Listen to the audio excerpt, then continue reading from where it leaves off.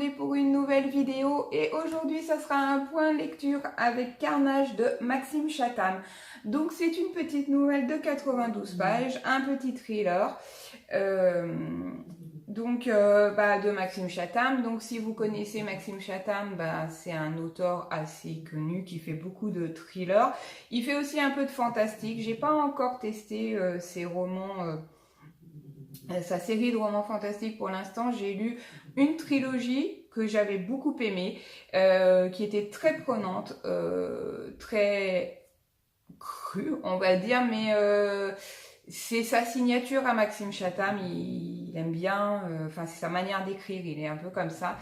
Mais à côté, il fait des très bons romans, c'est très bien écrit et on se prend vite en fait, on est vite captivé par ces romans et on a envie d'en savoir plus et de continuer. Donc en ça, j'aime bien cet auteur-là. Donc je vais commencer par vous lire la 4e de couverture.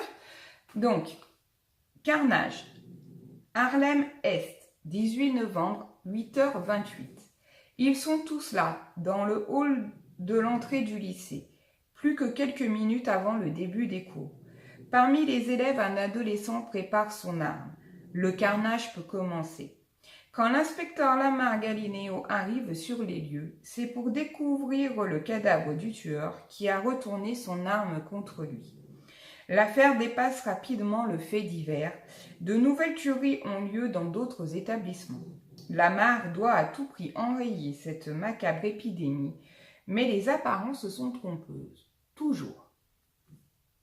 Donc moi, en fait, la 4e de couverture m'avait vraiment accroché. Alors pour moi, c'est un sujet qui malheureusement est encore d'actualité aujourd'hui aux États-Unis et qui soulève bien des points sur les armes aux États-Unis. C'est une thématique à laquelle je suis sensible, probablement parce que j'étais adolescente quand il y a eu peut-être les premières, ou les plus marquantes, tout du moins, tueries dans les lycées aux États-Unis. Et c'est vrai que c'est un sujet auquel je suis sensible. Donc du coup, le résumé m'a tout de suite accroché et j'avais envie de savoir en fait de quoi retournait ce livre. Donc effectivement, on rentre, donc on suit un inspecteur police qui est amené à intervenir donc sur une fusillade aux États-Unis et donc en fait à son arrivée, comme il est dit, le tueur a retourné, le lycéen qui a commis la fusillade a retourné l'arme contre lui. Et donc tout semble évident et en fait tout semble très vite se dénouer rapidement, quoi. On a le tueur, il a retourné l'arme contre lui, voilà quoi, l'enquête est quasi bouclée déjà d'entrée. Sauf qu'au fil des heures, au fil des jours, en fait, à chaque fois, il se reproduit le même scénario, une autre fusillade dans un autre lycée. Et donc du coup, donc on suit l'inspecteur, donc Lamar Gallineo, qui est à chaque fois appelé. Mais pour lui, à chaque fois, ça semble trop simple. À chaque fois, il arrive, à chaque fois, le tueur s'est donné la mort. Donc du coup, pour lui, il pense qu'il y a autre chose. Quelque chose derrière qui est plus profond que ça et qui, malgré les apparences, n'est pas ce qu'on veut bien nous laisser croire. Et donc, on va suivre l'inspecteur Gallineo qui, effectivement, va suivre son instinct et a raison parce que, contre toute apparence, les tueurs ne sont pas ceux que l'on croit. Donc, voilà. Donc, ce que j'ai bien aimé, c'est l'écriture, parce que Maxime Chatham écrit très bien, on est vite pris dedans et ça se lit assez facilement parce que il sait bien faire les intrigues et qu'on a envie de savoir comment le dénouement de ses romans. Ce que j'ai moins aimé, alors il y a plusieurs choses que j'ai moins aimé. La première, pour moi, c'est trop court. Pour traiter d'une thématique comme celle-là, sur les fusillades aux États-Unis, je pense que ça aurait nécessité un réel roman. C'est mon point de vue personnel. Après, certains vont certainement adorer parce que bon, c'est sûr que c'est pas long, c'est court, on est vite, ça va vite.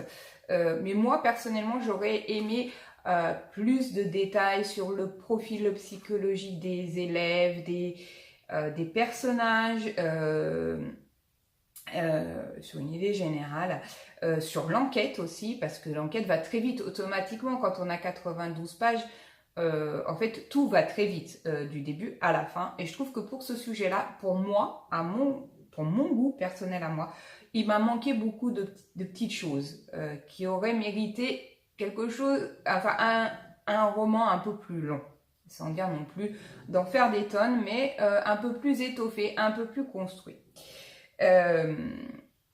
Après, ce que j'ai aussi moins aimé, c'est que finalement, on rentre direct dans ce roman au cœur d'une fusillade aux États-Unis de manière très violente, hein, mais c'est Maxime Chatham, encore une fois, c'est sa manière d'écrire, donc c'est assez cru et c'est très court. Donc du coup, en fait, finalement, les trois quarts du roman sont basés sur cette enquête policière et du coup, voilà, en soi, il me manquait beaucoup de choses au niveau des détails.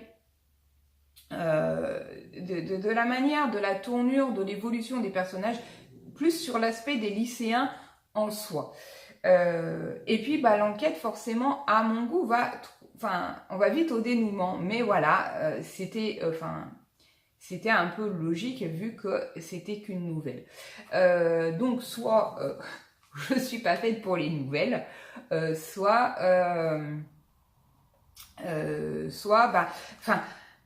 pour moi, pour cette thématique-là, et par rapport à vraiment mon ressenti personnel, je le redis, mais pour moi, ça méritait quelque chose d'un peu plus long. Voilà. Et donc, si vous voulez en savoir plus, je vous le conseille parce que ça reste une bonne nouvelle qui est très bien écrite, dont on a vite envie de savoir la fin, qu'on s'y prend vite parce que je l'ai lu rapidement.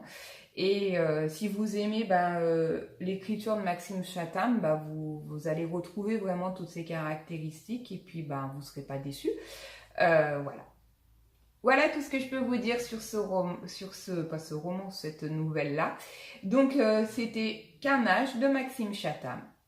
Et j'espère que cette petite vidéo vous aura plu. Et puis, moi, je vous dis à très bientôt pour de nouvelles vidéos lecture ou pas.